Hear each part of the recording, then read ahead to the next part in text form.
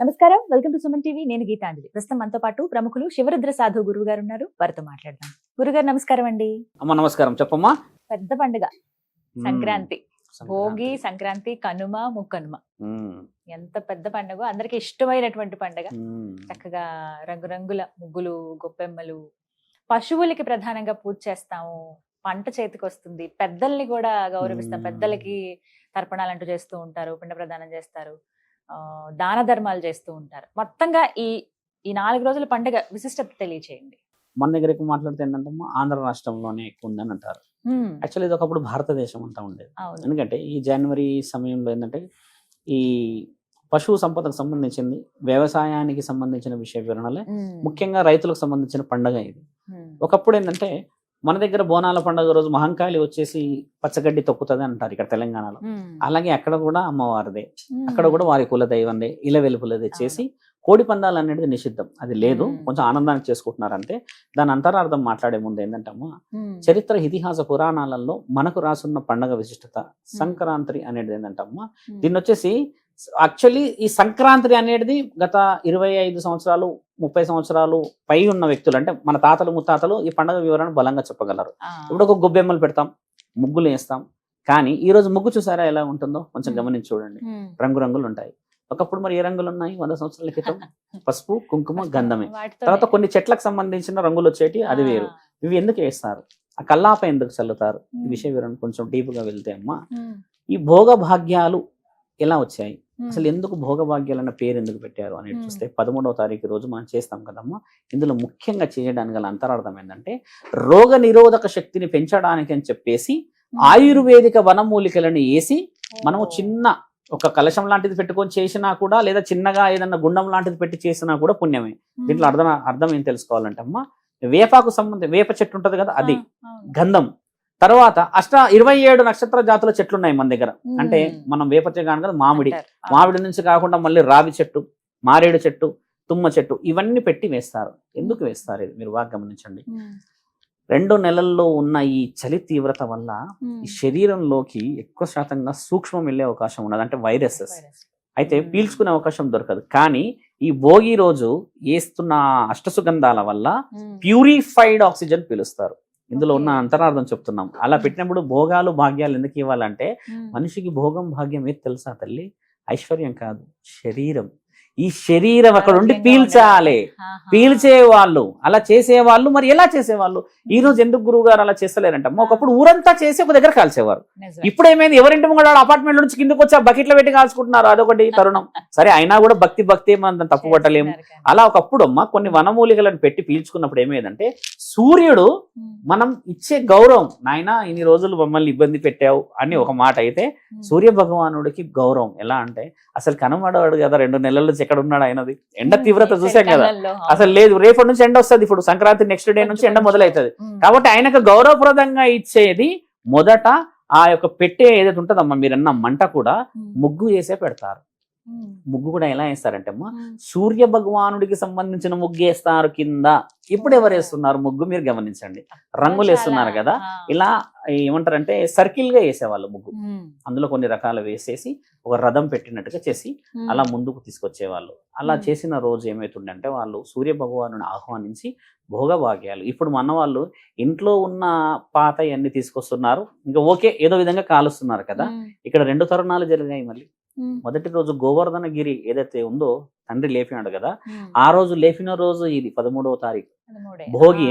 ఆ రోజు గోవర్ధన గిరి లేపినప్పుడు ఇంద్రుడి యొక్క తెలివికి తండ్రి యొక్క క్లాస్ ఇస్తాడు. ఎలాంటిదంటే, ఇంద్రుడే చేస్తాడు, ఓహో వీళ్ళందరూ పెద్ద యాగం చేస్తున్నారా, ఓహో వీళ్ళందరూ ధర్మం కోసం వెళ్తున్నారా, అలా చేస్తున్నాడా, ఈ బాలకృష్ణుడు నన్ను ఆపగలుగుతాడన్న ఒక వ్యూహంతో ఆయన గారు తీవ్రంగా వర్షాన్ని తెప్పించి ఆ కొండ చెరికలన్నీ పడి రాళ్ళు రప్పలు పడుతున్న ఆ సమయంలో తండ్రి ఏం చేస్తాడు, ఆ గోవర్ధన గిరి ఎత్తుతాడు.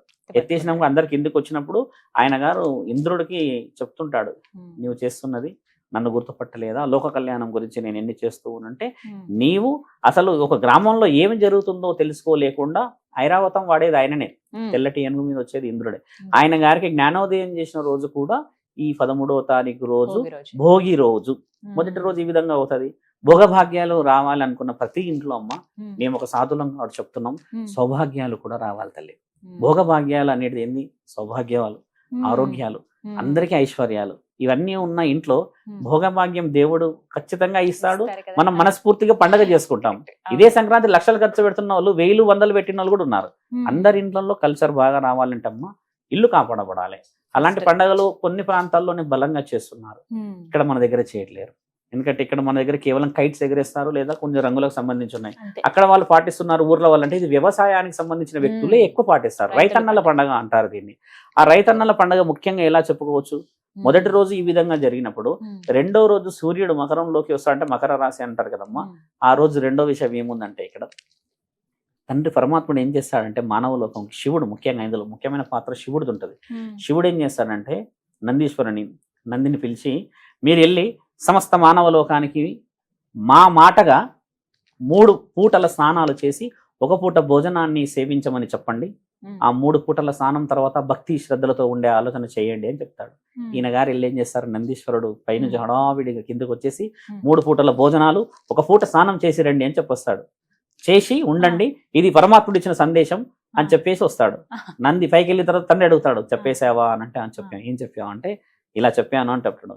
అంటే నేనేం చెప్పాను, నువ్వేం చెప్పావు అని అన్నప్పుడు మరి నేనేం చేయాలి, ఇప్పుడు ఎలా పోవాలి ముందు అంటే, 1 పూట భోజనానికి ఏమో ఏదో విధంగా కష్టపడ్డా సరిపోద్ది. ఇక్కడ నువ్వు 3 పూటల భోజనం చెప్పావే, కాబట్టి 3 పూటల భోజనానికి నీవే సహకరించాలి నాయన, వెళ్ళి వ్యవసాయంలో దున్ను ఇప్పటి నుంచి అన్నందుకే ఆ యొక్క ఎద్దులని పెడతారు. అంటే ఆయన చేసిన చిన్న మాట తప్పు అని కూడా మన దగ్గర రాసింది. అలా వచ్చింది. ఓకే, మంచిదే, ఇప్పటికి 3 పూటలు తింటున్నారు, దాని అర్థం వేరు. 3 పూటల స్నానం అని తండ్రి ఎందుకన్నాడంటే భక్తి సంపాదించాలి, శరీర శుద్ధి సంపాదించాలి, పవిత్రతను సంపాదించాలని.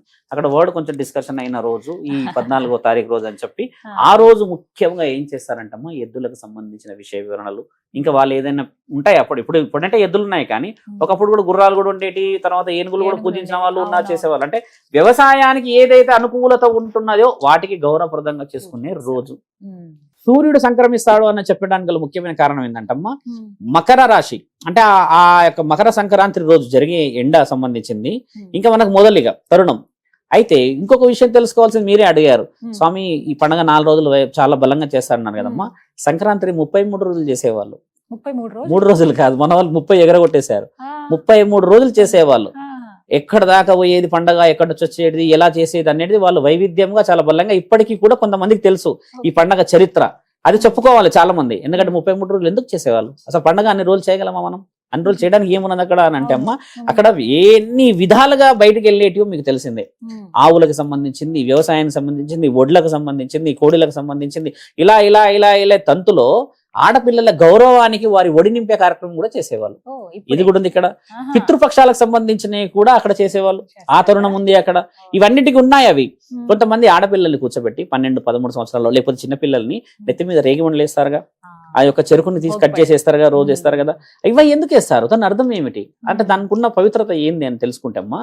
ఆయురారోగ్యాల కోసం ఒకటేస్తే, రెండోది వారి యొక్క శరీరంలో రోగ నిరోధక శక్తి పెరగడానికి కూడా అవకాశము. గోమాతకి సంబంధించిన ఆ పేడ మనం ఏదైతే చేస్తామో ఆ కల్లాప ఎందుకు చేస్తారు? జీవనానికి ముఖ్యంగా మనకి శరీరాలకు కానీ దేనికైనా కూడా మనం అనుకునేది చాలా మంది తెలుసుకోవాలి. గోమాతను మనందరం కాపాడుతున్నాం కదా తల్లి, గోమాతని మనం కాపాడతలేము. మనం కొంచెం హైలైట్ గా చెప్పవచ్చు, గోమాతనే మనల్ని కాపాడుతుంది. ఎందుకంటే ఇప్పుడు నువ్వు ఎన్నో పూజలు చేస్తావు, పరిష్కారాలు చేస్తున్నావు, ఏదో చేస్తున్నావు. ఇప్పుడు ఆవిడ పవిత్రతరాలైంది కాబట్టే ఆ రోజు సాగర సంగమంలో మొదట వచ్చినది కాబట్టి మనం తెచ్చుకున్నాం పవిత్రత. అంటే నీకంటే ముందు అది దేవుడే కదా. ఇప్పుడు దేవుడిని మనం ఎక్కడ కాపాడుతున్నాం? దేవుడే మనల్ని కాపాడుతున్నాడు ఇక్కడ ఇండైరెక్ట్ గా చెప్పాలంటే.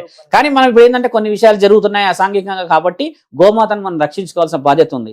దానికి ఏంటంటే అమ్మా, ఆక్సిజన్ టు ఆక్సిజన్ అంతే. ఇక దాని దగ్గర నెగిటివిటీ ఏమి ఉండదు, పవిత్రమైనది. దానికి విషయ వివరణలు చాలా బలంగా ఉంటాయి. ప్రతి ఇంట్లో ఆవు ఉండాలనడానికి కూడా ముఖ్యం ఏంటంటమ్మా, రోగాలన్నీ పీల్చుకునే శక్తి దానికి ఉన్నది.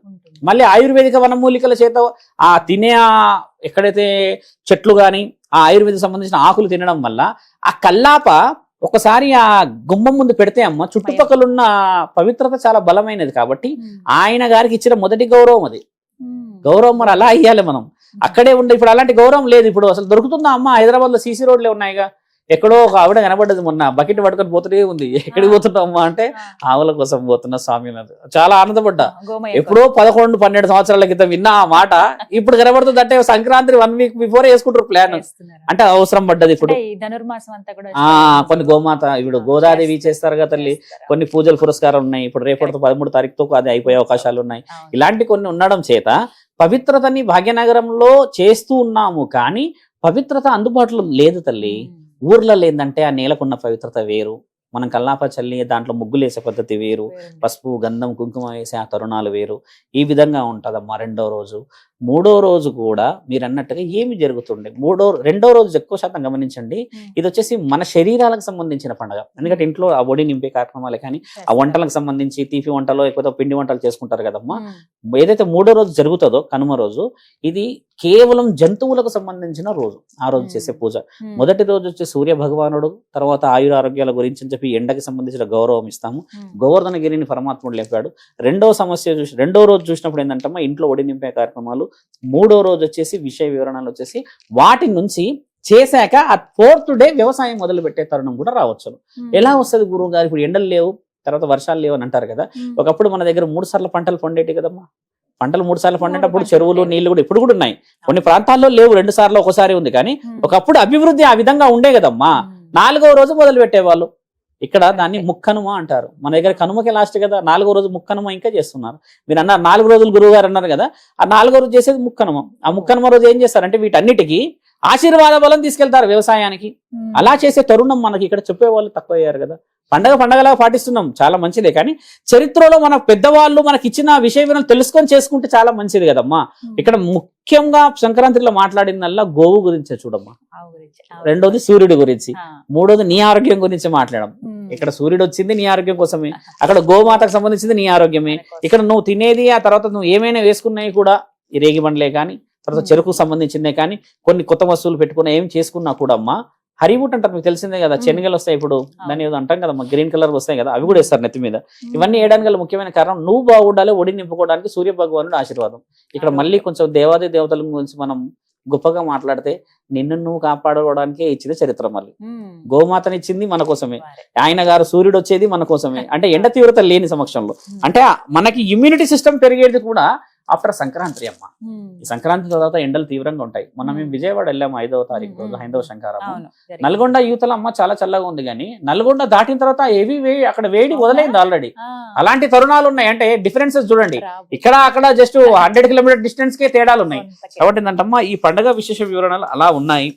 ఈసారి అదృష్టం ఏంది, చాలా మంది కలిసి వచ్చిన రోజు ఏంటంటే అమ్మా, ఈసారి భోగి రోజు పౌర్ణమి కలిసి రావడం, ఇది చాలా చాలా వైవిధ్యంగా ఉంది. అలాంటి రోజు మనం ఏంటంటే, అంటే మీరు అడిగారు ఎలా ముందుకు వెళ్ళొచ్చు అంటే, అఖండ జ్యోతి చాలా మంచిది. ఈ రోజు ఒక జ్యోతి వెలిగిస్తే ఏమవుతుందంటే అమ్మా, దేవాది దేవతల మహంకాళికి సంబంధించింది అఖండ జ్యోతి అని. అంటే యాక్చువల్లీ నేను గతంలో కూడా చెప్పాను, మరో రోజు చెప్తా మీకు అఖండ జ్యోతి ఎందుకు పెట్టాలో. ఒక జ్యోతి కలిస్తే జ్యోతి అంటారు, 2 జ్యోతులు పెట్టిన దాన్ని అఖండ జ్యోతి అంటారు. కాబట్టి శివుడు పార్వతికైనా, మన దగ్గర ఉన్న ఎవరైతే విష్ణు లక్ష్మీలకైనా, బ్రహ్మ సరస్వతులకైనా వాళ్ళిద్దరే. కాబట్టి 2గా ఒత్తులు పెట్టే ఏదైతే ఉంటుందమ్మా అఖండ జ్యోతి, కొద్దిగా ప్రమిద పెద్దగా తీసుకోవాలి. మంచి ప్రమిద మట్టిది ఇంత పెద్ద తీసుకొని ఇంట్లో మన గుడికి సంబంధించిన ప్రాంతంలో కొద్దిగా ముందుకు కానీ అటు కానీ ఇటు కానీ పెట్టుకోవాలి. పిల్లలు ఇబ్బంది పెట్టేలాగా ఉన్నది అని అంటే కొంచెం అటుకు మీద పెట్టేసుకోవాలి. 5 తమలపాకులు పెట్టి కొంచెం పసుపు కుంకుమ వేసి దాని మీద పెట్టి ఆ అఖండ జ్యోతి పెడితే అమ్మా మినిమం ఒక 4-5 రోజులు వెలగాలి. అంటే మొదటి రోజు మొదలు పెడితే 4-5 రోజులు ఎంత పవిత్రంగా ఉంటుంది. ఎప్పుడు పెట్టరు మన వాళ్ళు, చిన్న చిన్న వత్తులే మీరు పెట్టేయడం ప్రమిదల్లో పెడతారు. అఖండ జ్యోతి పెట్టడం 2 వత్తులతో పెట్టాలి. అంటే 2 వత్తులు అంటే మళ్ళీ ఇక్కడ తేడా ఉంది. 2 వత్తులు ఇలా పెట్టడం కాదు, 2 వత్తులు కలిపి పెట్టింది ఒకటే జ్యోతి. మన వాళ్ళు ఒకటే పెడుతుంటారు కదా, గుడిలో కూడా ఇట్లా కలిపి ఉంటాయి. యాక్చువల్లీ పూర్వం అలా లేదు, దాని తరుణం వేరేలా ఉంది. కొంచెం లాంగ్ డిస్కషన్ కూడా చెప్తాను. ఒక జ్యోతి పెడితేనేమో అది మామూలు జ్యోతే, 2 జ్యోతులు కలిపి అంటే 2 వత్తులు కలిపితే అది అఖండ జ్యోతి. అఖండ జ్యోతికి కూడా ఎందుకు విలువ వచ్చింది అనేది నేను మరోసారి చెప్తాను. అంటే ఏ ద్రవ్యంతో వెలిగించాలి? ఇప్పుడు ఎక్కువ శాతంగా చూడమ్మా, అసలు మన దగ్గర ఉన్న ద్రవ్యాలు ఇప్పుడు అయితే మీకు తెలిసిందే. ఇప్పుడు పూజాయిలు తెస్తున్నారు, ఆ పూజాయిల్లో ఎంత పవిత్రం ఉందో మీకు తెలిసిందే. కాబట్టి ఏంటంటే మనసు నువ్వుల అనే నూనె ఒక శ్రేష్టమైనది. ప్రశాంతమైన ద్రవ్యం చాలా మంచిది.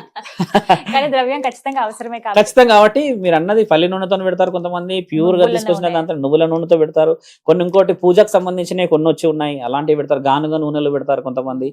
ఏ నూనెతోనైనా పెట్టుకోవచ్చును, పవిత్రముగా పెట్టుకోవడం ముఖ్యమైనది. కొందరికి భోగభాగ్యాలు అంటమ్మా దుస్తులు, తర్వాత అంటారు డబ్బులు ఉంటేనే భోగభాగ్యాలు అని అనుకుంటున్నారు మన వాళ్ళు. అది కాదు, ఇది మన ఋషి పరంపర. అది దాంట్లో నువ్వు భాగస్వామ్యం తీసుకోవడం చాలా ముఖ్యమైనది. 4 రోజుల పాటు 4 రోజులు వెలిగేలాగా ఖచ్చితంగా అఖండ వెలిగించాలి. దీపం వెలిగించాలి. ఒక రోజు వెలిగిస్తే అది 4 రోజులు ప్రశాంతంగా ఉంటది. ఇప్పుడు వినాయక చవితుల్లో అమ్మవారి పండుగల్లో ఒకటే రోజు వెలిగించి మనం 12 రోజులు కాపాడుకుంటాం కదమ్మా. అవునవును. అలాంటిది చాలా మంచిది. ఎందుకంటే శుభమైన తరుణం ఏదో విధంగానైనా మొదలు పెట్టాలనేది మా అంతరార్థం తల్లి. చాలా అది మీరు చక్కగా చెప్పిన సంక్రాంతి పండగ రోజు ఈ విధంగా చేస్తే మంచిది, చాలా శుభం అది. భోగభాగ్యాలు, సౌభాగ్యం ఉంటుంది ఇంట్లో. ఖచ్చితంగా సౌభాగ్యం అమ్మా. చాలా చక్కగా వివరించారండి. ధన్యవాదాలు గురుజీ. ధన్యవాదాలు తల్లి.